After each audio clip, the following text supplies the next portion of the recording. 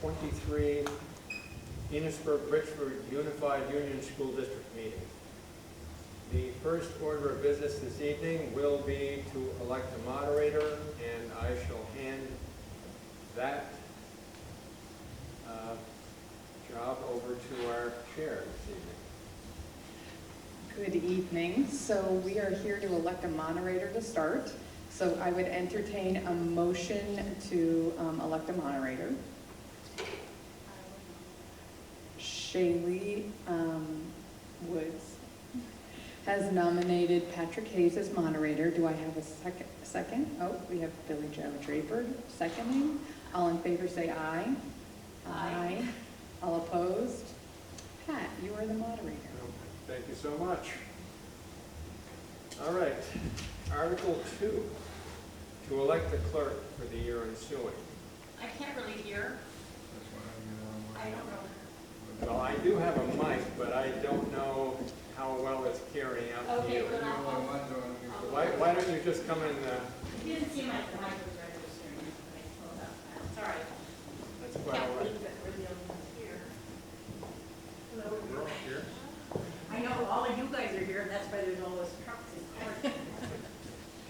cars. Sorry. All right, Article 2, to elect a moderator. I would entertain a motion for nominees. Oh, for clerk. Excuse me? For the clerk, For the clerk, yes. I nominate Billy Joe Draper. Who is it? I nominate Billy Joe. Billy Joe. Okay, Billy Joe Draper's name has been placed in nomination. Are there any further nominations? Is there a second? Okay, moved and seconded. Any further nominations for the position of clerk? Hearing none, all those in favor, please signify by saying aye. Aye. Those opposed, no. Billy Joe has been elected to the clerk position for the ensuing year. Article 3, to elect a treasurer. I would entertain a motion for that position. I nominate Fran Jackson. Fran Jackson, name has been placed in nomination. Is there a second? And seconded. Thank you, Cheryl Annabelle. Any further nominations? Any further nominations? Hearing none, all those in favor of electing Fran Jackson as treasurer for the ensuing year, please signify by saying aye. Aye. Those opposed, no. Fran has been elected as the treasurer. The following articles are all going to be voted on by Australian ballot on town meeting day. So at this point in time, I would like to turn your attention to administrators and board members who may have information for us this evening. So, can you hear me? Okay, there, you can hear me now, right, Ward and Cheryl? Yes, you Yeah. can hear me? Okay. So I'm going to go through a presentation that outlines basically the highlights and the pieces of the budget. So as Pat pointed out, that Article 4 is going to be voted on by Australian ballot, and that is for the open positions on the school board. We have two. One is actually they're both for 3-year terms, one being in Richford and one being in Enosburg. Currently on the ballot, we have for Enosburg, we have Akua Smith, and on the ballot, we have Mort Greenwood for Richford. Okay, so Neither is contested. neither is contested, correct? Thank them. Yeah, thank them now, Volunteer. exactly. Thank them now. Is Greenwood here? Sorry, Mort is not here this evening, yes. So we're going to talk about some general budget objectives. So as a board, we have set forth 3 goals in concert with the district that we feel should basically be priorities when thinking about budget planning.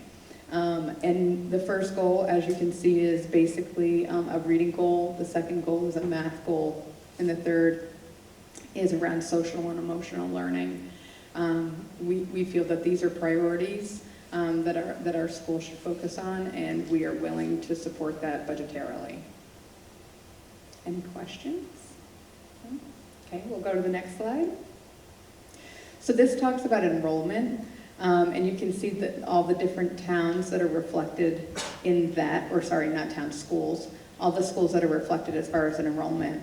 And you can see that there's a dip around 2020, and of course that would be as a result of COVID.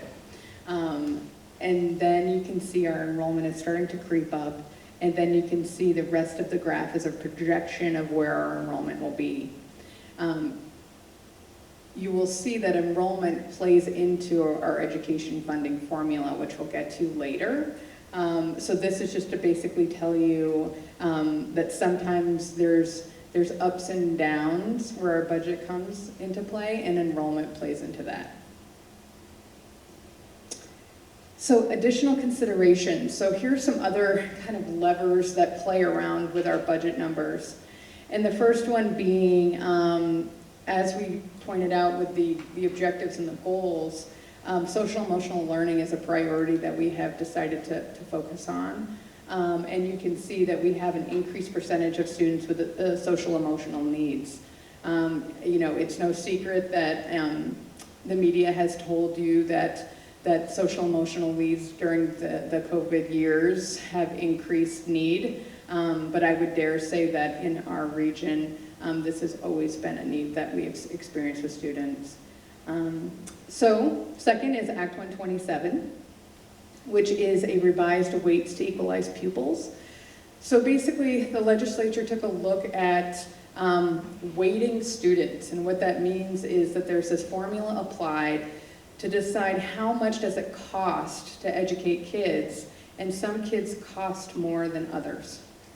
And so they put forth this formula that took a look at economic status, English as second language learners, geographical region. So there's all these points that kind of go in to figure out how much is it going to cost to educate your kids. And so this weighting is going to kind of have an impact on the money we either take in or go out. And with Act 127, it looks like it's going to give us more room in our tax rate to spend some money. Should I add anything, Morgan, or you feel like that's good? That's good? Okay. So federal COVID funding will expire. Also, you probably have heard that, you know, COVID money has flown into schools. This will expire in FY25. And so as a board, we've had to make decisions on whether that some positions that we have hired with that money will be moved over to local funds, or if those positions will expire with the money. And so we've had to make some decisions there. Act 173, the change in special ed funding formula. It used, I'm not even going to toy around with what it used to be, but what's on the books for Act 173 is that the funding around special education will come in the form of more of a block grant, where the feds will give you a set amount of money, and then you have to act accordingly in order to educate your kids, versus on a kind of per pupil, per need basis. Did I get that right? Okay, good. Potential PCB remediation. Also, I'm sure you've heard in the news around schools that are being tested for PCBs at varying degrees. And so all of our buildings in the Enosburg-Richford School District fall into the category of schools that need to be tested. So that's a big question mark, a big unknown, but when we sit down to make budgets, we have to think about what the potentials are around that. So that's another lever in our budget making process. PCB, is that the PFAS kind of thing? What's PCB? PCB, I don't know the actual acronym, but Does anyone know what it stands for? yeah, it's the chemical, it's the chemical. It's the chemical But that it's not the lead, it's not the lead, it's the chemical that they're finding in grounds. Which was down in Bennington.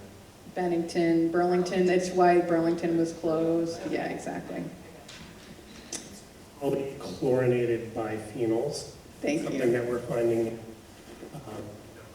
and electrical components primarily in schools. Oh, okay. Yeah. And they're finding it primarily in buildings that were built in the 70s and the 80s and earlier. Yeah. Okay, thank you. You're welcome. Universal meals bill. So we had decided quite a few years ago that the Enosburg-Richford Unified School District was going to pay for universal meals for kids. Now the state has decided that that is a beneficial thing to do for kids, and so that is being moved over to, the legislature has taken that on. However, whether they continue it or not is a question, and so if they don't continue it, that's going to be a lever in our budget as well. So we think about that. And transportation contracts. So most of our, all or most, Marvin, transportation wanted to rebid. All of the to and from school. So they wanted to rebid at this point because expenses have increased so significantly around transportation. So we had to renegotiate those contracts, and that is another impact on our budget. Any questions before we go on to the next slide? Okay. Having none, we'll go to the next one. So here's another element of expense considerations, which is health insurance premium increase of 12.5%. That is statewide. Dental insurance premiums increase of 2%. Multi-line insurance premiums, that's our insurance carrier, is an increase of 7%. And then we have a Cold Hollow Career Center Sugar Shack. Cold Hollow Career Center is looking to expand and build a sugar house right on campus. We as a board felt like this was going to give considerable experience for kids, and it would be maybe a magnet for the community to come and check out sugar making process and do that. So that is also an expense consideration. Next slide. Okay, some staffing changes. So you can see our staffing changes.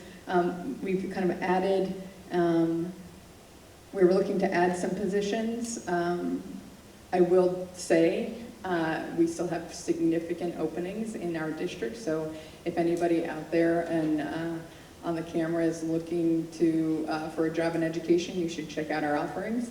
But Enosburg Elementary is proposing interventionists and increasing a teacher to full-time that was currently part-time.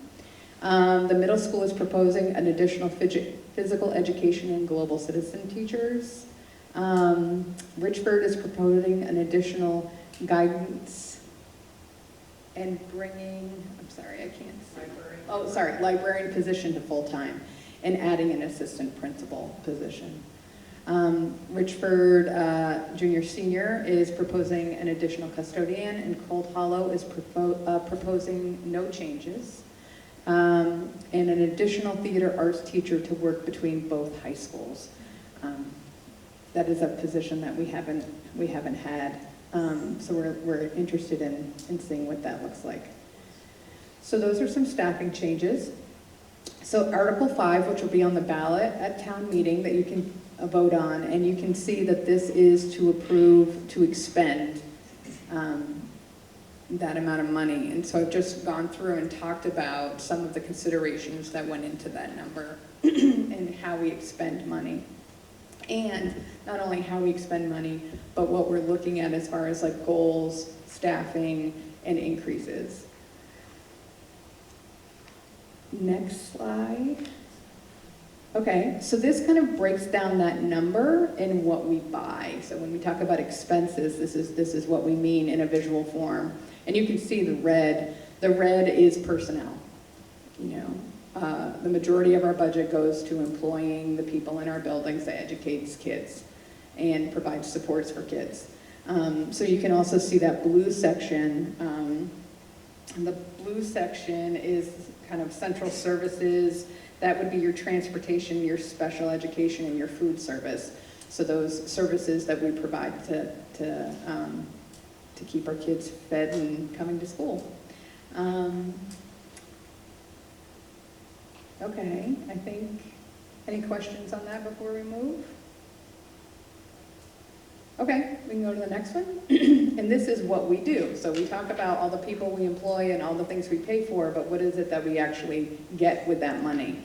And so you can see that the majority of that money pays for the instruction, and it pays for what our kids experience in our buildings.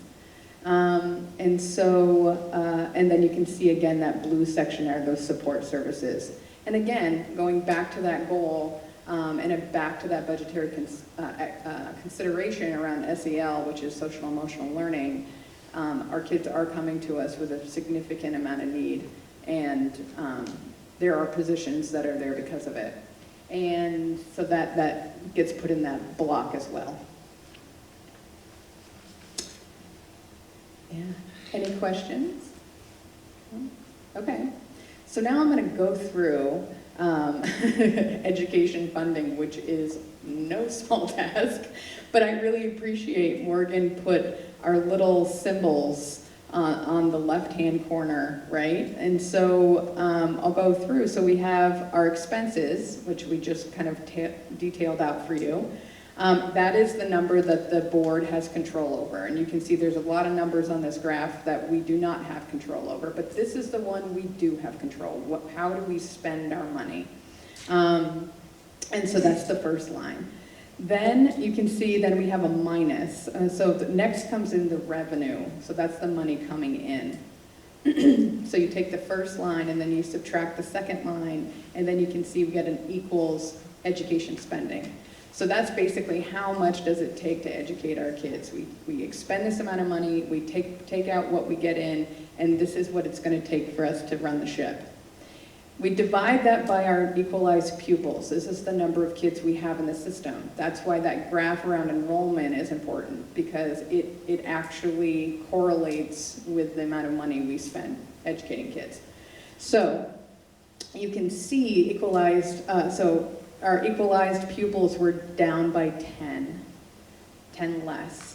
And so that drives some numbers. So you take the budget expenses, subtract the revenue, which equals your education spending, then you divide that by the number of pupils, and then you get a number which equals the education spending per pupil. So this tells you how much we're spending per kid. And you can see we're up $1,300 in that range. You divide that by the dollar yield. That number is set by the legislature. That's set by the state. We have no control over that. When we talk about numbers we control, the number of kids in our building we feel like we have no control over, but it's kind of a double-edged coin, because the point is to provide enough instruction and opportunities in this building where kids will want to come into this space. So we are spending money, but we're hoping to get those kids coming in. So we have the dollar yield, like I said, which is set by the legislature. And then, so you divide that, and what you get is your equalized residential school tax rate. And you can see we are down by 6 cents. Am I reading that correctly, Pat?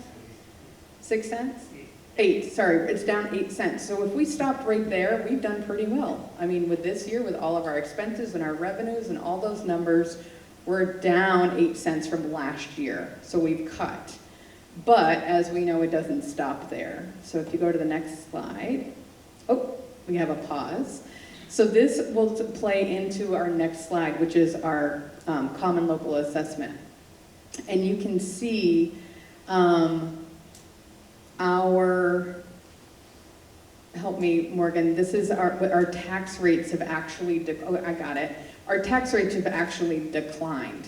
So when people say, education spending, it keeps going up and up and up, but you can see we've actually declined over the years if we stopped at educational spending. Yeah, so this slide shows you from the first unified budget that we put together as ERUUSD. For the first 2 years, the tax rate drifted up a little bit, and then we saw a pretty significant drop in FY23 and FY24, this proposed budget, primarily because of the strength of the yield numbers. Right. So we've been, when we talk about being kind of fiscally responsible and keeping things level, you can see that it doesn't always work, but between the legislature and the school board, we've done pretty well.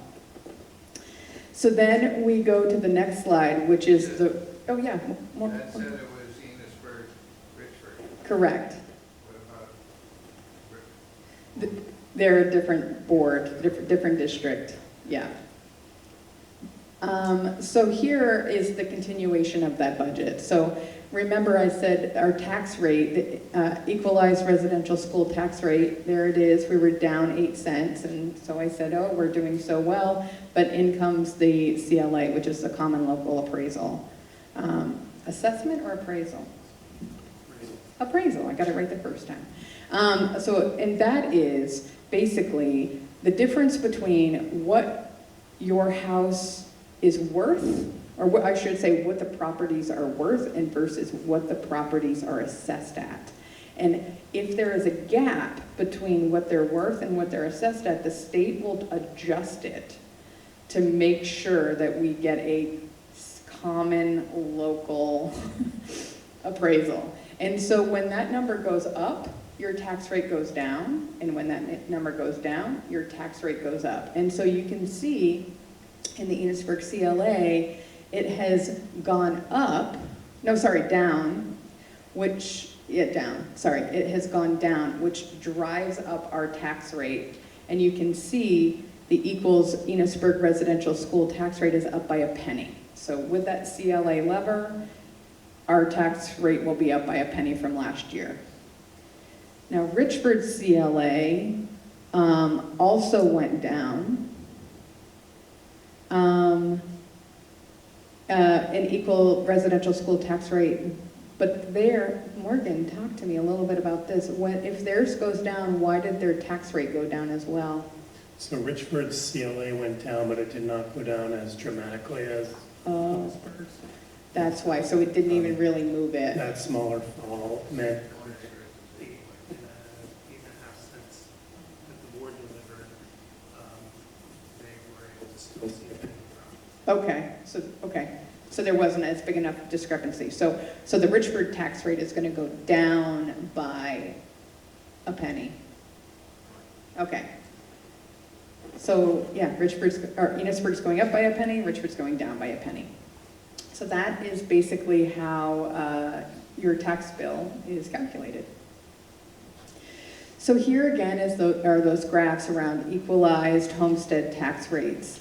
And you can see with the CLA, tax rates have, once you put that CLA lever into the mix, Enosburg's has continually gone up, and Richford's has hung pretty steady. But overall, as we showed you before, the tax rate has gone down across the district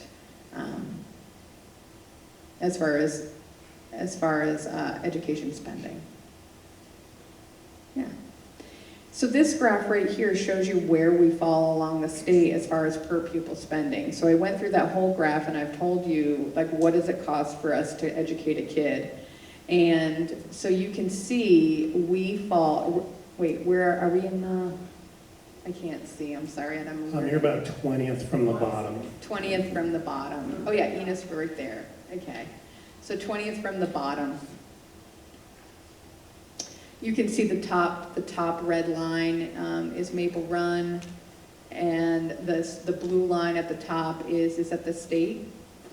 And that's the statewide average. So you can see we're well below that, and have been consistently, I might add. And I would add on this one before we go, we know that the 18,000 change is a scary number. This is data from the current year. From what I've heard talking with business managers around the state, is that those figures are going up everywhere. So I anticipate that we're going to stay at the bottom of this graph, even with that increase. And more than half of the towns that have reported in are showing for people spending over $20,000 for next year. Wow. If those budgets pass. Okay. Okay, that brings us to the next slide. So this will be an article on the ballot, and this is that the voters shall give the district the authority to borrow money, not in excess of estimated revenue. And the reason why this is on every ballot that we have in this, because at times there's a gap between when taxes are collected and when bills are due. And so at times districts have to go and borrow that money and then pay it back when the tax money comes through. So this is just the authority to do that. Okay, next one. So this is, oh, yes. So it says, shall the voters of the district authorize the board of directors to deposit $72,500 of surplus funds from the 2021-2022 school year so into a capital reserve? So we had $145,000 surplus from last year, so we had that left over. The board had made the decision to split that and put $72,500 into a capital reserve fund, because as we just went through, you know, with our building expenses, we don't know what PCB testing is going to bring. We need a rainy day fund, and we decided to put $72,500 into that. We took the other $72,500 and put it back into the budget to lower your tax rate. So we're asking permission that we can do that. Article 8, this is asking for permission to expend $15,000 in the purchase of a strip of property located next to Cold Hollow Career Center.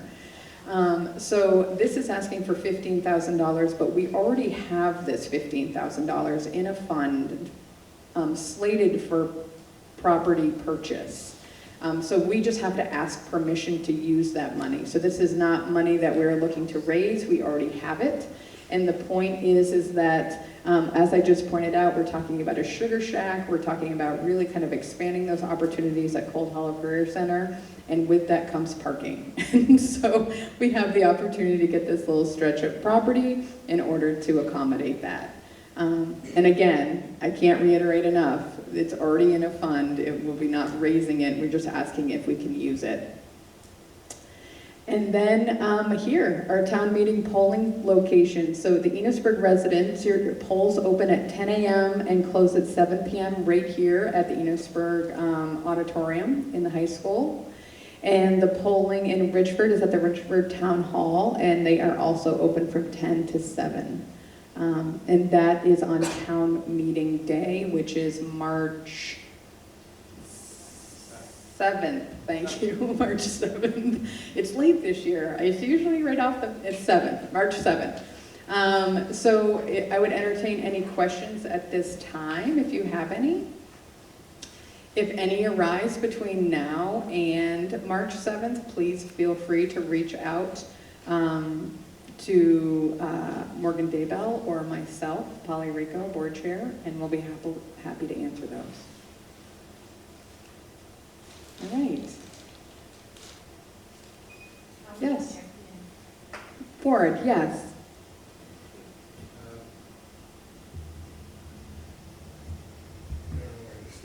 Okay. I have had a concern for many years that the budget is not buttressed by a commitment or demonstration of progress with student learning. And I see with declines in direct instruction, and I just realized I could look at this thing late this afternoon, so I haven't looked at it a lot.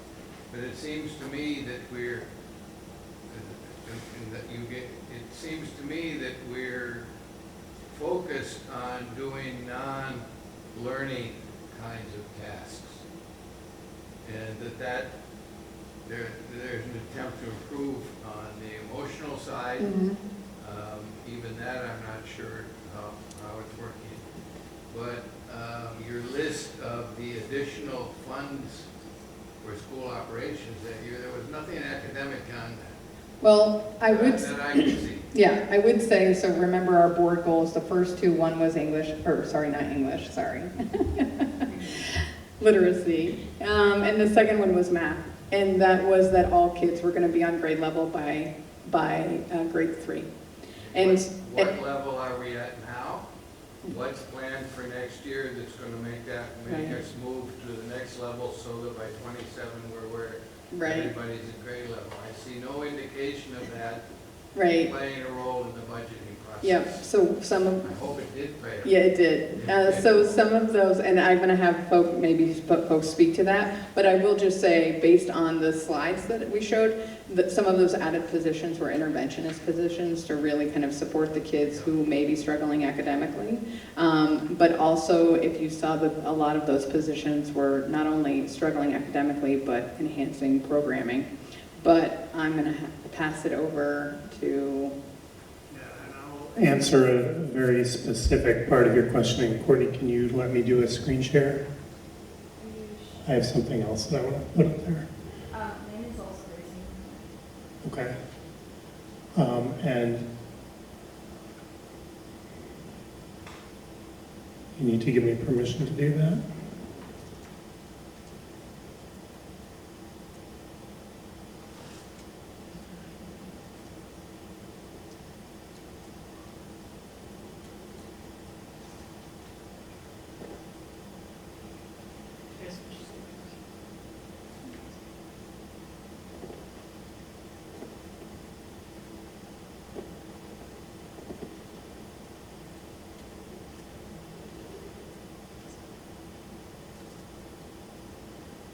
So I think, Ward, what you're looking Your at. mic is going in and out, I don't know what it is. Ward, I think what you're looking You can at use the is the, that first direct instruction line and that decrease That's there. what caught my eye here, but I've seen, Yep. I've picked up other stuff that I haven't had time to make notes of, and that's Sure. a list of where we're gonna add expenditures next year. Didn't encourage me that we were focused on instruction at the level that I would expect it. Sure. The goals are to improve learning. So I just want to address that big decrease and then the increase below it. A big part of that is classifying paraeducators between being regular education or special education. When we were warning the budget in FY23, we were trying to interpret the new special ed law 173. And so we had classified all of our paraeducators as direct instruction, whether or not they were working with kids with IEPs or not. When the actual rules came out from the That AOE, explains the increase. we changed that, and so a lot of that money, you know, it shot up in FY23, and we brought it back down to special ed in FY24. Well, then what percent of the special education figure is being spent to help regular students and in addition the best students? so I don't, the special education funds would not be expended to educate the regular ed students. That's my concern. Yeah. So I'm sorry, I don't understand the question. If we're now spending $1 million more on special education, and the direct instruction has gone down by $1 million, you've just explained. He explained that we moved, reclassified personnel, correct, but those personnel are all doing what I think is still subsidized by the feds in terms of children at the most need. right. Well, that's not how I would run a system. Well, no, so those positions were taken out of the direct instruction line, but they have been added into I another. So understand that that. money shifted over. So I still don't understand your question. I'm sorry. Yeah, do you? Is it okay if I- Does Oh, anyone absolutely. understand the Yeah, question? no, Yeah, absolutely. absolutely. Yeah. So one thing that is not reflected in this particular budget is the very substantial investments that we were able to make in academics with some of the ESSER money, the federal money. Okay. So I can give you some very specific examples about that. We were able to train or give a professional learning opportunity to 60 of our teachers to take the comprehensive reading course for educators through the Stern Center, and we were able to pay for that for all of them. We purchased classroom libraries for all of our classrooms. We purchased a structured systematic phonics program and provided all of our kindergarten through third grade teachers with the professional learning for that. We also hired some instructional coaches who are actually working directly with all of our new teachers. So teachers who are brand new to the classroom, they have a veteran expert teacher available to them to help them build their instructional skills as well. And where are those expenditures reflected in the budget? They are not reflected in this budget because those are that's federal grant spending, but on the FNESU website, there is a document that shows that spending. And I think Lynn, who's online, wants to address the other part of your question. Okay. We've got science and math as well for middle school, Oh, and yeah. several other things like that. You're muted. You're muted. We can't hear you. You can't hear. We can't hear you, Lynn.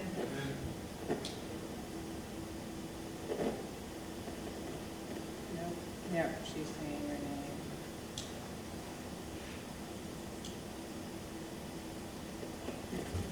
Can't hear you.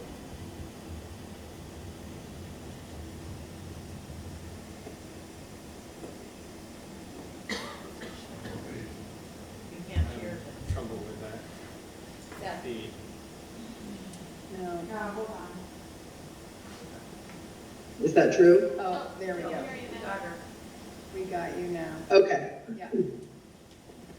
So I think that one of the things you were asking about was the data piece, and there's a 2-year lag actually with the data.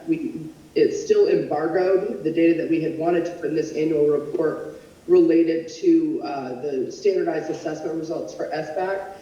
Those were not available to be released, and I don't know, Jody, can you confirm if those are still embargoed or not? To your knowledge, Jody? With the last assessment newsletter, they were, yes. Okay, so that's information that we can make public on our website once that comes out. I think we have made a substantial investment in both literacy and math. We have focused tremendous professional learning and resources in 3 through 12 specific to math, and we have prioritized early literacy in grades K through 3. And we've also made a pretty strong investment in our early education programs and expanding those opportunities for all of our students. So those are things that I think are noteworthy. And to go along with that, it related to the academic supports that we're providing for students, we've done a tremendous amount of work in the supervisory union around building our multi-tiered systems of supports for all learners. So we're looking at that from the classroom level, what happens at the classroom, to what happens at the intervention level, and what happens at the special education level, all of those 5 levels within our system. So we're doing a tremendous amount of work there and in bolstering our educational support teams and what it is that we do there to support both the academic and the social emotional needs of all of our students. One of the things I'll add about math is that we've had a partnership with All Learners Network for several years to really deepen our understanding of best practice around math instruction, and I think we're starting to see some good progress in that as well. Lynn, I think you should also talk about your testimony in front of House Ed or Senate Ed around mental health. Okay. So one of the things that maybe is not visible to people is that we have seen a significant change in I think both the number and magnitude of struggle that our students have had in our public schools. And I think you've already heard a little bit about maybe some of the why related to that. I think there are a lot of theories about, the impact that the pandemic has had on mental health needs for our children. I think that also is true of adults. I think there are other factors that are playing into that related to increased substance use, domestic violence, and other factors. So historically, what we have been able to do is contract with our local mental health agencies, and we've been able to say, this child has this need, and what services can you provide to us? And we've been able to contract with them for things like school-based clinicians, therapy for children. We've also been able to contract when students have needs that exceed what we've been able to historically serve within the general education classroom. We've been able to contract with them for alternative placements if a child's need gets to that level. The shift that we have seen in the last 3, 4, and 5 years is really pretty substantial. What we're seeing now is when there are services that are still available to us, there are really lengthy wait lists, and we sometimes are told, we can't provide that service for another 2 years or 3 years, or if there is an opening in an alternative program, sometimes we are told the child's needs are too significant for what we can serve within our alternative program. So the moral of the story is, if there are no services, they can all say that they don't have capacity or there's no staffing and that there are no services available. But in our public schools, we can't say that. All of the schools, all of the students come to us. So if their needs aren't getting met at the local mental health agency, and this is fine, I'm not laying any blame on our local district offices. They're really struggling with staffing like we are. But they can say they're full, we cannot. So when those students don't get their needs met at that level, they come to school the next day. And when they have experienced a crisis and they end up in the emergency room and there's no mental health placement for those kids, they sometimes will have a lengthy stay in the emergency room that might not result in anything other than a lengthy stay in the emergency room, and then those kids come back to us. So I think what you're seeing in terms of the increased focus on social emotional learning and how we're providing alternative programs and mental health supports in our schools is because we have essentially had to start building our own mental health system within the public education setting to meet the needs that are really increasingly more complex with our students, with a shrinking amount of resources that we have available to support our system. So I've recently advocated in the legislature to really focus on rebuilding the mental health system, in particular for the youth in Vermont, but also in general, that we need a substantial investment at the state level. And without that, we're going to continue to be having to do that work at our individual school levels. And Ward, I just was looking through on page 8 and 9 is kind of what Jody was speaking to as far as like, That's good stuff. yeah. Yeah. Is that in the write-up? I haven't had time to read Yeah, it. it's in this It's in packet, this yeah. box, okay. It'll outline exactly. Okay, are there any Yeah, other, the yeah, other- you got the other two, okay. The other side of it is, I Yeah. would like to, you all know I've spent my career in education. Yeah. I'd like to know what the outcome is in terms of student learning, and Vermont manages to avoid sharing that with its citizens in a way that's translatable from year to year. Yeah, So and, when the district, school systems with school leaving exams are able to sort that out, and we've never been able to do something like that. the state has created a dashboard. I know it's all digital, but it's created a dashboard where schools across the whole state have to provide data every year to them. And it outlines some different criteria, and one of them is academic achievement. What is it specifically called, Jody, the dash? Snapshot? The snapshot. If you go to the AOE, the Vermont Agency of Education, you can look at the snapshot. You put in a school's name and it will give you all the data. Yeah, it's pretty interesting. Yeah. Can I just clarify? I don't believe anything is updated in the snapshot. I believe the data that is there is representative of data that would have reflected academic performance in the spring of 2021. Okay. Is that correct, Jody? I'm not sure the 21 results are even in there. Oh, really? Is that old? So they're moving away from the dashboard, the Okay. data snapshot, so you might not be able to get it there. We do share that at the board level, and we will post as soon as the Agency of Education lifts the embargo on the most recent SBAC assessment results. We can post those onto our webpage. Yeah, good. Okay, any other questions? Or did you have any more? No? No, we're good. Any questions? Okay. Well, thank you for coming, our small group. How many people are online? Are there any people online that have questions? So how many, I'd like to know how many people Are are citizens are worried citizens, about I- their kids and the money we're spending. I think if there was one, Okay, so there's two, I there's tried three to of get us. on. Is Jennifer I Hubbard? could not. you could not get on at home? It said there was another, it said the host has another meeting in progress. There's Um, also a big power outage for. Is Jennifer Hubbard, Jennifer Hubbard she's right there in the middle, yes. but is she a citizen or is she a staff person? Oh, she's the principal of Enosburg Elementary. Thank you, I got, okay, 15. okay, I get it. And we've got Michelle, who I know is the equal opportunity there, et cetera. Yeah. What about Rachel?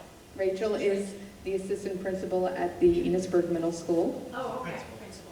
Oh, sorry, So what did I mostly say? it's more, okay, mostly said it's principal? more of you You guys. said assistant. But Oh, sorry, no, principal, I you said you tried apologize. to get online and you couldn't get on. Okay. Douglas. Yeah. No, it's not a nice night. Polly, only panelists are visible online. The attendees are not visible online because this is set up like a webinar. I think at one okay. point we did have Okay. 2 on there, Got it. but Got they're it. not visible. Okay, So will this be recorded? yes. And Northwest Access is right in the back of the room and they're recording and will present, Okay, yes. so we can get an email or something and, I think you can go on Northwest Access's website and stream it, yes. View the meeting. And I wouldn't be surprised if we put that on the website as well, on the Franklin Northeast Supervisory Union. okay. Yeah. Yeah. I have one other thing. Yes, the ward. And that's thanks to all of you and all the people you work with Thank, through this terrible time. yeah, and thank them. Yeah. Thank I them. think about what I did as an educator, Yeah. and that I have no clue no clue what I would have done in the situation you're in, or how well, I have no, No. Right. I believe you've all done as good a job as could be done, and it's taken a lot out of a lot of people, including Yeah. our daughter. And I would like to publicly, as a board, Oh, thank all of the staff Yeah. throughout Franklin Northeast as well. They have worked hard, we can attest. Okay, so I think we're going to adjourn the meeting at this point. I think, or I turn it over to you, actually, don't I? Yeah, okay. Take it away. I will echo the same sentiment, and we, hearing no further business, I'd move for adjournment. Is there a motion? Yes. Motion, is there a second? And at this time, we are adjourned.